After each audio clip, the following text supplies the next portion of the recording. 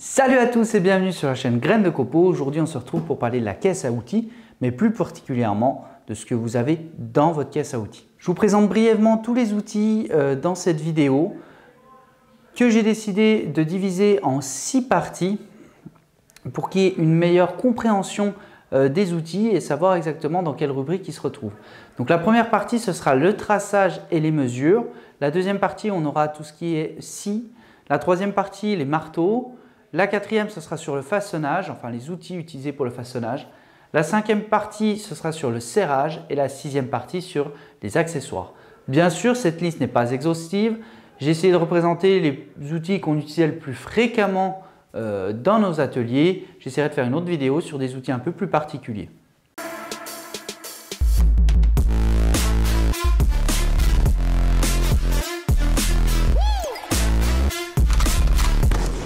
Alors, on va commencer tout d'abord par le réglet, donc de 15 à 30 cm en général. Ensuite, on enchaîne sur les mètres à ruban. Alors, mètre à ruban, soit affichage direct, soit plus traditionnel, on a un 3 mètres traditionnel, ou alors un 2 mètres qui se lie un petit peu comme un réglet. On enchaîne ensuite sur les critériums et les crayons. Donc, moi, j'utilise ces crayons un peu comme des craies grasses, et donc bien sûr les craies grasses et un petit feutre fin que j'ai toujours en permanence sur moi. Ici, on a les équerres. La fausse équerre qui sert à faire des angles quelconques. Le trusquin qui sert au traçage en général de tenons ou de mortaises. Le trusquin de traçage de précision. Le compas. Ici on a le calibre à coulisse ou pied à coulisse, donc ici digital ou dit à vernier. Ici on a la scie à dos, une scie qui est très répandue. Ici la scie à dos réversible. On a ensuite la scie à métaux, qui sert essentiellement pour les métaux, comme son nom l'indique. La scie japonaise, qui est une scie qui a la particularité d'être très souple. Les marteaux de menuisier de plusieurs calibres. Les maillets en bois, qui sert à frapper les outils. Les maillets en caoutchouc. Les maillets en bout plastique, un petit peu différents. Dans le façonnage, on a les râpes à bois et les limes. Donc vous voyez que la râpe à bois a des dents beaucoup plus grosses que la lime.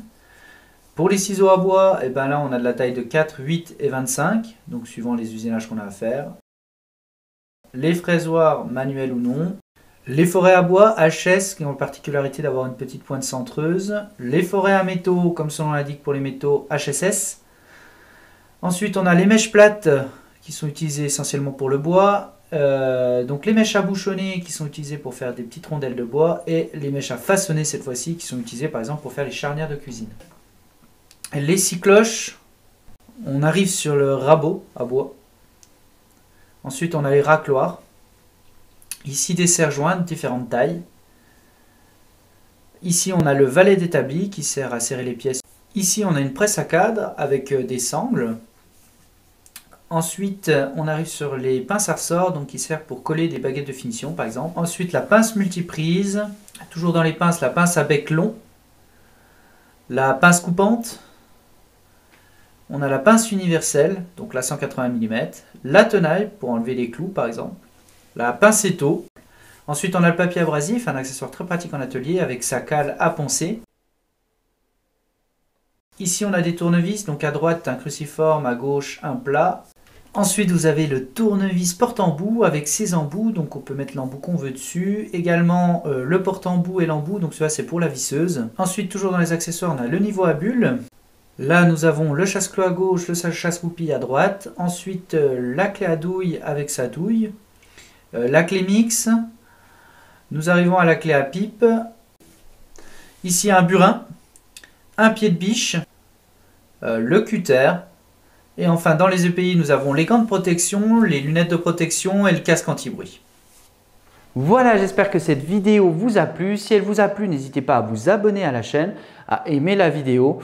N'hésitez pas non plus à me laisser des commentaires en dessous de cette vidéo pour avoir un outil développé en particulier, un outil qui vous a intéressé ou qui vous intéresserait d'avoir en vidéo.